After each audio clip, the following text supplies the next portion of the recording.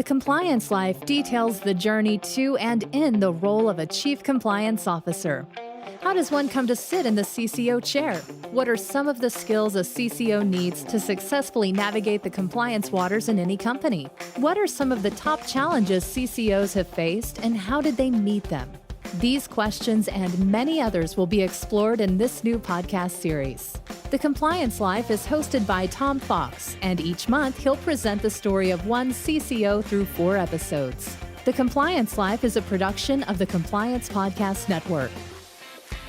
This month I am joined by Scott Sullivan. Scott is the Chief Integrity and Compliance Officer at Newmont Corporation. Scott is a longtime compliance practitioner, having led a Fortune 500 $5 billion corporation in their business integrity and compliance function. We take up 4 episodes over the month of July. In episode 1, we take a look at the empathetic CCO and what does empathy mean in the context of being a CCO. In episode 2, fit for purpose and reading the tea leaves, in other words, staying in front of the wolf pack. In episode 3, we consider what does a CCO want from his or her team. And in episode 4, we consider what will the CCO of the future look like. What are the skills that will be needed, and what are the toolkit that a CCO must have? It's a fascinating exploration of a longtime Chief Compliance Officer. He's been in our profession for nearly 14 or 15 years, so he's got lots of insights. I know you will enjoy this month's guest, Scott Sullivan, and I know you will learn a lot from him. The Compliance Life is a production of the Compliance Podcast Network. Thanks so much for listening to This Month with Scott Sullivan on the Compliance Life.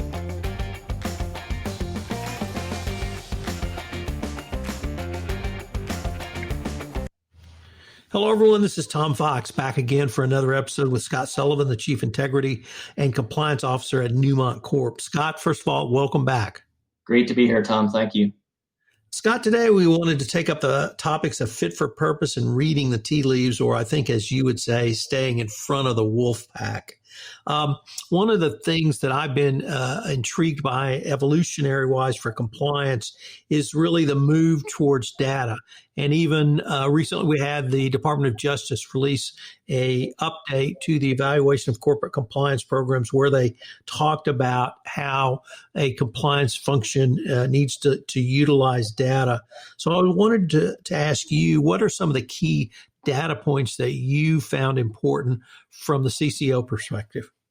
So I think absolutely the Department of Justice is sort of beginning to codify what the business and compliance community has been looking at for a number of years now. I even go back to saying if I was building a team from scratch today, I would have a project manager, a data analytics person, and a sort of a training and comms person almost before I'd add the lawyer to the team. So data analytics is becoming such an important piece of the puzzle to help you move further along the curve from detection to prevention in the first place, which is really kind of the holy grail for compliance. If you can get to a point where by pulling all this data together, you can predict behavior or get to a hot spot before it gets too hot, that's fantastic. I think the devil is in the details of figuring out what data sets you can get access to. So historically, compliance hasn't been tops on the data list internally in the organization.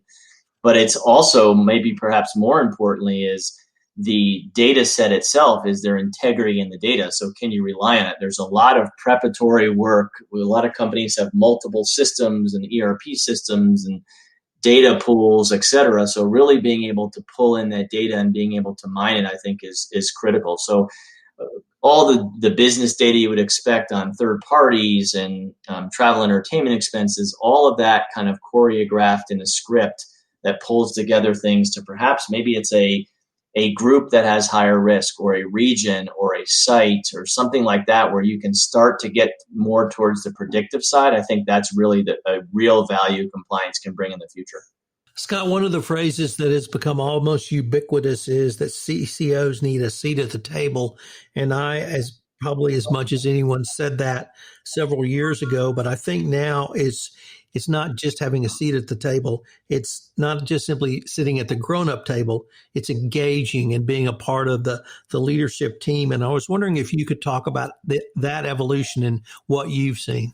Yeah, I think the key is, so it really probably started with the federal sentencing guidelines beginning to talk about access to the board, to the senior-most governing body in the organization. And over time, that's morphed into more things where you don't want a filtering or a weeding out process of the data. The board needs to get that sort of unbiased, unfiltered view of what's going on. And that's done differently at different organizations, depending on the formality of the organization, the institutional structure of the organization. But having that seat at the table is so critical to be able to get in on the front end of advising the business before it gets too deep into something. So whether it's entering into joint ventures, major acquisitions, dealing with significant third parties or political issues, whatever those may be, having the compliance officer at the table is something that's just kind of good insurance. It gives you another voice, which is similar and complementary to legal, but it is a different perspective on those types of things. So in terms of the types of information that you presented to the board, has it been a situation where they have asked you either direct, pointed, or broad-based questions, or you really had to guide them for them to understand what their oversight role was? So I think it's a two-way street. I mean, board members are very sophisticated, obviously, given the roles that they play and the levels they've achieved in their careers.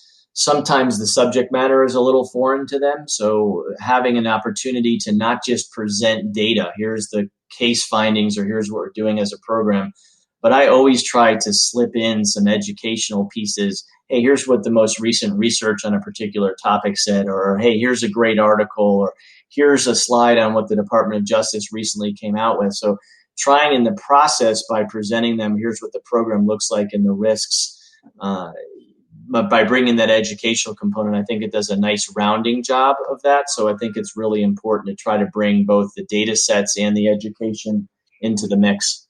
When we had the 2013 COSO framework around internal controls, one of the things they emphasized was the need for external information for your internal controls program.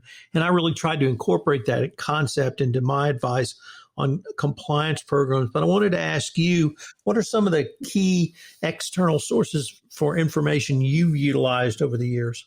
So I think there's a lot of different sources. Benchmarking, I think, is absolutely critical. A lot of companies have high performance peer groups that are at least publicly traded companies. So to the extent you can find comparable data, that resonates really well with the management team because that's the business benchmark they go off of themselves. So if you can try to gather information on the compliance side, what is that same business peer group doing? If you can't do that, having industry-specific knowledge is fantastic because it brings the context. You don't want it to be myopic where all you're looking at is within your industry, but kind of comparing structure, form, resources, approach to different topics and things is absolutely important. You're also going to always be looking out for any kernel of information that comes out from the government. So again, pointing to the recent DOJ update to the guidance, enforcement actions, there's always great kernels of information in there.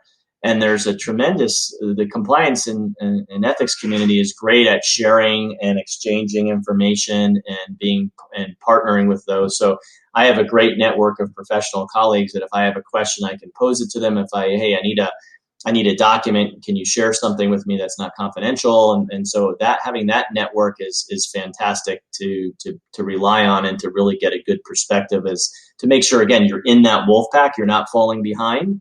And you may not also want to be the Mercedes or the Cadillac version out front. And I'd like to pick up on that last point because I started my corporate career as a transactional lawyer in an oilfield service company before I moved over to the CCO role. And as a transactional lawyer, we did not share information with lawyers who worked at our competitors. And when I got to the CCO role, I was just stunned that the information that was shared between compliance officers. And you mentioned that you had colleagues literally across the country that you could call upon for advice. So I was wondering if, I guess I know the answer now, to what you've seen in the compliance community in terms of the sharing of information. It is great. It's like no other legal or professional community that I've seen. Maybe there's some of that stuff in the IT community, but I think compliance certainly leads the charge there. Look, there are certain restrictions you have to be careful, and you got to make sure in your industry that you're abiding by the antitrust rules and regulations when you're meeting with groups of competitors.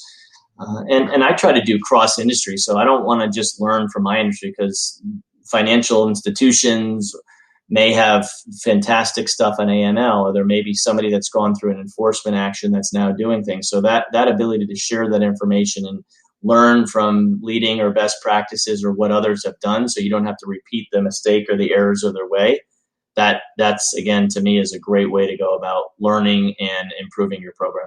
I'd like to go back to external information. Now, I saw you use that once, because once again, this is a story that it stuck with me for a long time about specifically your work as a CCO. And I remember it because it was the Monday after the Walmart story broke in the Sunday New York Times. And I called you to make sure you knew about it, and said, yeah, Tom, not only do I know about it, I've already been able to brief senior executives on it. And I think you said you took a copy of the Times In, and it wasn't the Journal, I'm sorry, the Times In, and showed them where the story was above the fold.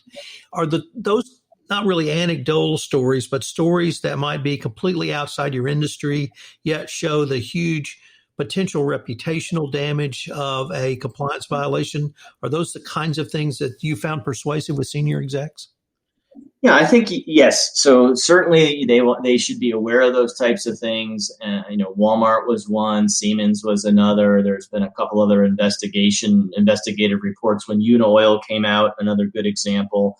So I think those are all important. You got to be careful that you're not just kind of running in all the time with the sky is falling. So, hey, one of my, I remember on Siemens is, hey, we don't have a $500 million slush fund for bribes. So you got to be careful that the employee base doesn't see this as so unlikely to happen that they just ignore it. So matching the message to the audience is really important. And picking and choosing your battles. I can't go in every day to the CEO or the leadership team with another story.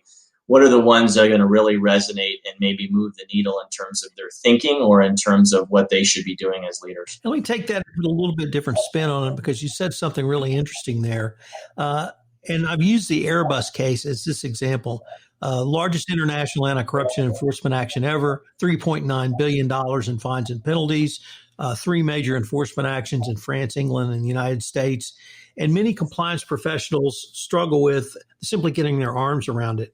And then it's, how does this apply to my company? How can I talk about systemic corruption in China, in the airline industry? And so what I've tried to do is really just pick out a few nuggets that they can use. Have you been able to use that same strategy? Yeah, I think, as you said, you can overwhelm people. That it's either never going to happen to us and you tune it out, or it's just crazy and this is the Wild West. So a lot of times those enforcement actions have real extreme examples. So I always go to try to find what's the stuff where maybe you have an employee who inadvertently stepped into something, didn't realize it, and then gets pulled in. So because the 1 or 2% that maybe are the bad apples, you want to try to find them and exit them from your organization. The overwhelming majority of people are good people that want to do the right thing. They may be in a bad circumstance on a particular day, week, or month, whatever that may be. So you really want to find examples for them of how to help them avoid the pitfalls of getting sucked into a case, making sure they know how these things happened and most importantly, where they can go inside the organization to get help if they need it. I always say, hey, look, I'd rather be the one that loses sleep at night rather than the employees. So come to us, be transparent, be fully transparent, and let us give you the guidance. And then if we fail, the issue's with us, not with you. Scott, unfortunately, we are near the end of our time for this episode, but I hope our listeners will join us for our next episode, where we take a look at not only what does the CCO want or need from their team, but also some of your top leadership lessons for a compliance team. I look forward to continuing the conversation. Thanks, Tom. Hello, everyone. This is Tom Fox. Thank you again for listening to this episode of The Compliance Life. I hope you will join me again next week, where I take up another episode with Scott Sullivan in The Compliance Life. The Compliance Life is a production of the Compliance Podcast Network. If you would like to be featured on The Compliance Life, please give me an email at tfox@tfoxlaw.com. Also, if you like this series, please give us a rating on iTunes. Any review and rating would definitely help get the word out about the latest addition to the Compliance Podcast Network. Thanks again.